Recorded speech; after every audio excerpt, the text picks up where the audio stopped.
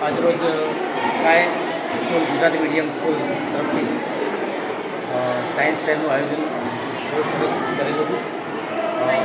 અલગ અલગ વિદ્યાર્થીઓએ પોતાની જે અંદર રહેલી સશસ્ત્ર શક્તિઓ જગાડી અને અલગ અલગ વિજ્ઞાનના પ્રયોગો આજે જોવા મળ્યા.